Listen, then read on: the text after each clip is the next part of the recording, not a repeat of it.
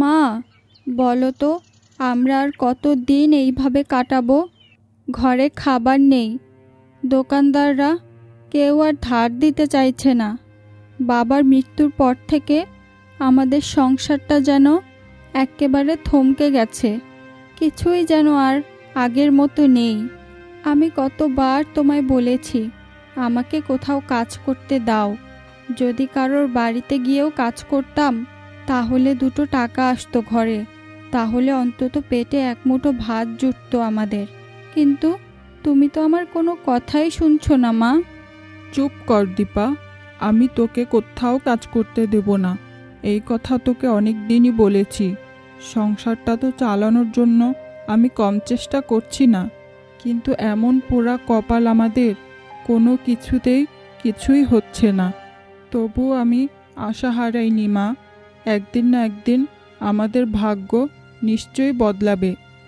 যাই হোক মা, এখন কি ঘরে কিচ্ছুই নেই? না খেয়ে তো বাঁচা যায় না। যেটুকু আছে তা খেয়ে কোনো রকমে বাঁচতে হবে আমাদেরকে। মা, ঘরে শুধু জল আর মুড়ি আছে, আর কিচ্ছুই নেই। এইভাবে মুড়ি খেয়ে আর কতদিন থাকা যায় বলো? যখন একটু সুখের মুখ দেখেছিলাম তখনই বিধাতা বাবাকে কেড়ে নিল। আগে বুঝতে পারিনি মা, বাবা আমাদের জন্য সংসারে কতটা কষ্ট করত। এখন বুঝি বাবার অভাব কতটা গভীর। হ্যাঁ রে মা, তোর বাবার না থাকাটা যেন এই ঘরটাকেই একেবারে শূন্য করে দিয়েছে। আগে কি সুন্দরভাবে সংসারটাকে সামলাতেন তিনি, আর এখন আমরা দিন গুনে গুনে বাঁচি। শোন মা, একটা কাজ কর, তোর ছোট কাকিমার বাড়িতে গিয়ে কিছু চাল বা কিছু টাকা ধার চা। ওরা তো অনেক বড়লোক মানুষ, হয়তো দয়া হলে কিছু দিতেও পারে। যা মা। কি, ছোট কাকিমার কাছে? ওদের কাছ থেকে কি আমরা কোনো দিনও কিছু পেয়েছি মা?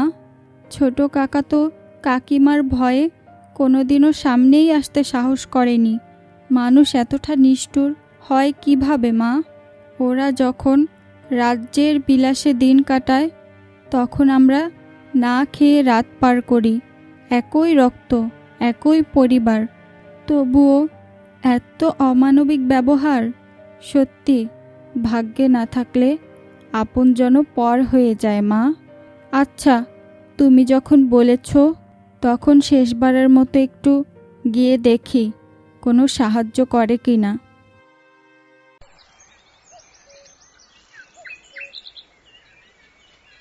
কাকিমা, ও কাকিমা, আমি আর মা দুদিন ধরেই না খেয়ে আছি। দয়া করে আমাকে একটু চাল ধার দিন, না হয় আমাকে একটু সাহায্য করুন। এমন অবস্থা চলছে যে আজকে না খেলে হয়তো কাল সকালটাই আর দেখে যেতে পারবো না। আপনারা তো যথেষ্ট অবস্থা সম্পন্ন মানুষ, আপনাদের জন্য তো এইটুকু সাহায্য কিছুই না। আমি আপনার পায়ে পড়ছি কাকিমা, একটুখানি দয়া করুন। এই মেয়ে, এত নাটক করছিস কেন? এত নাটক করে কোনো লাভ নেই। আমি কি সাহায্যের দান খাতা খুলে বসে আছি যে ইচ্ছে হলেই এসে বলবি চাল দিন, টাকা দিন? আমি তোকে কোনো সাহায্য করতে পারবো না। আমার স্বামী মাথার ঘাম পায়ে ফেলে টাকা রোজগার করে, সেটা তোদের মতো ভিখারিদের জন্য না। তোর মরা বাপটা কি আমার স্বামীর ঘাড়ের উপর তোদেরকে রেখে গিয়েছে? মরার সময় তোদেরকে নিয়ে মরতে পারলো না? তোর বাপ মরে যাওয়ার আগে তাকে তুই বলতে পারলি না যে মরে যাওয়ার আগে আমাদের জন্য কিছু রেখে যেও? তাহলে তো আজকে আমাদের দরজায় এসে হাত পাততে হতো না তোদের। এখন যত জ্বালা আমার উপর। শোন মেয়ে, আমি তোকে কোনো সাহায্য করতে পারবো না। এখন যা তো আমার সামনে থেকে। ঘৃণা লাগে তোদের মতো গরিবদেরকে দেখলে। আপনি কি বললেন কাকিমা? বাবাকে নিয়ে এমন কথা বলার সাহস আপনি পান কিভাবে? আপনি জানেন আমার বাবা কত সম্মানীয় ব্যক্তি ছিলেন। তিনি এখন এই দুনিয়াতে না থাকলেও তার সম্মান আমাদের কাছে সব কিছু। আমি তো শুধু আপনার কাছে সাহায্য চাইতে এসেছিলাম, কিন্তু আপনি আমাকে অপমান করলেন। আমাদের না খেয়ে থাকার কষ্টটা আপনার চোখে এক ফোঁটা দয়াও আনলো না। থাক কাকিমা, আপনার কাছে কিছু না পেলেও আমাদের আত্মসম্মানটা এখনও বেঁচে আছে। আপনার সাহায্যের আর কোনো প্রয়োজন নেই। আমরা জল খেয়েই বাঁচব, কিন্তু আপনার দয়ার উপর আর কোনো দিনও নির্ভর করব না। ভুল করেছি, বড় ভুল করেছি আপনার কাছে এসে। কি, যত বড় মুখ নয় তত বড় কথা? শোন মেয়ে, যার যেমন অবস্থান তার তেমন সীমার মধ্যেই থাকা উচিত। তুই তোর সীমা ভুলে গেছিস, এখন আমার মুখের উপর কথা বলছিস? এইটুকুনি মেয়ে, আমার মুখের উপর কথা বলার সাহস পেলি কিভাবে তুই? তোর মরা বাপটা কি তোকে কোনো শিক্ষা দীক্ষা দেয়নি? খিদার জ্বালায় যেদিন মরে যাবি সেদিন আর তোর এই মুখের জোর আর থাকবে না। যা এখন আমার বাড়ি থেকে, আর কোনো দিনও যেন আমার বাড়ির আশেপাশে তোকে আর না দেখি। মা, তোমাকে তো বলেছিলাম যে কাকিমার বাড়ি থেকে কোনো সাহায্যই পাওয়া যাবে না। তারপরও তুমি কেন আমায় পাঠালে? কেন রে মা, তোর ছোট কাকিমা তোকে কোনো সাহায্য করলো না? ওরা তো এত বড়লোক মানুষ, ওদের তো কোনো কিছুরই অভাব নেই, তারপরও একটুও সাহায্য করলো না?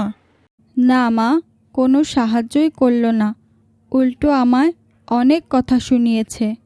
আমারই ভুল হয়েছে তাদের বাড়িতে তোকে পাঠিয়ে। মন খারাপ করিস না রে মা, আর কোনো দিনও তাদের বাড়িতে যেতে হবে না। মা, এখন আমরা কি খেয়ে বাঁচব বলো? এভাবে না খেয়ে তো এখন মারাই যাব। মারে, কি বলবো তোকে, আমি যে তোর অভাগিনী মা, আমি কিছুই করতে পারছি না তোর জন্য। ঘরে একটু শুকনো মুড়ি আছে আর পানি আছে, ওইগুলো একটু কষ্ট করে খা আজকে। খিদার জ্বালাটা তো একটু কমবে, তারপর দেখি কিছু করা যায় কি না। হায় বিধাতা, আগে কত ভালো ছিলাম, কেন তুমি আমার বাবাকে নিয়ে গেলে? বাবার সাথে আমাদেরকে কেন নিয়ে গেলে না? বাড়িতে কি কেউ আছিস রে মা? একটু বাহিরে আয়। এই সময় আবার কে এলো দেখ তো মা। কে গো আপনি বুড়িমা? আপনাকে তো চিনতে পারলাম না। আমায় তুই চিনবি না রে মা, আমার গ্রাম এখান থেকে অনেক দূরে। মারে, আমার খুব খিদা পেয়েছে, আমাকে একটু কিছু খেতে দিবি রে মা? বুড়িমা, তোমায় যে কি বলি, আমরা নিজেরাই তো অভাগা, তোমায় কিভাবে সাহায্য করি বলো? ঘরে যে চাল ডাল কিছুই নেই, কদিন ধরেই শুধু মুড়ি আর পানি খেয়েই বেঁচে আছি। আমার স্বামীটা কদিন আগেই মারা গেল, তারপর থেকেই খুব কষ্টেই দিন কাটাচ্ছি। মারে, আমি 7 দিন ধরে কিচ্ছু খাইনি, অনেক জনের কাছেই সাহায্য চেয়েছি, কেউ কিচ্ছু করেনি। আমি তো বুড়ো মানুষ, ঠিকমতো হাঁটতেও পারি না। এখন তো খিদের জ্বালায় মনে হচ্ছে মরেই যাব। একটু সাহায্য কর রে মা, আমি তোদের জন্য অনেক আশীর্বাদ করব। কি বলছো বুড়িমা, তুমি 7 দিন ধরেই কিছু খাওনি? তোমার অবস্থা তো আমাদের থেকেও খারাপ। দাঁড়াও বুড়িমা, ঘরে অল্প কিছু মুড়ি আছে, আমার মেয়ে দীপার জন্য রেখেছিলাম, ওইটাই তোমায় দিচ্ছি। এই খাবারটা এখন আমাদের থেকে তোমার বেশি প্রয়োজন। দীপা মা, যা ঘর থেকে মুড়ি এনে বুড়িমাকে দে। তোরা যে আমার কি উপকার করলি রে মা, তোরা সত্যি অনেক বড় মনের মানুষ। কদিন ধরেই কত জমিদার বাড়িতে গিয়েছি, কিন্তু কেউ আমায় একটুও সাহায্য করেনি। আর তোরা যতটুকু ছিল তা দিয়েই আমায় সাহায্য করলি। আমি তোদের অনেক আশীর্বাদ করি, তোদের ভালো সময় খুব শীঘ্রই আসবে রে মা। এ মা, এখানে এত বড় স্বর্ণের মুদ্রা ভর্তি কলসি এলো কোথা থেকে? মা, ও মা, তাড়াতাড়ি এসে দেখে যাও, আমাদের ঘরে এত বড় স্বর্ণের কলসি আসলো কিভাবে? আমি তো নিজের চোখে বিশ্বাস করতে পারছি না। আমি ভুল দেখছি না তো? মা, কোথায় গেলে তুমি? তাড়াতাড়ি এদিকে এসে দেখে যাও, কি কাণ্ড ঘটেছে এখানে। ও মা, এ আমি কি দেখছি? এখানে তো সত্যি বিশাল বড় এক কলসি ভর্তি স্বর্ণ মুদ্রা। এত স্বর্ণ আমাদের এই গরিব ঘরে কি করে এলো? আমি তো কিচ্ছুই বুঝতে পারছি না।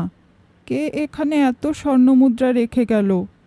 তবে যেই এখানে রেখে যাক না কেন, আমাদের দুর্দশা মনে হয় এবার শেষ হয়ে যাবে। এই দীপা, এই স্বর্ণের কলসিটা বুড়িমা এখানে রেখে যায়নি তো?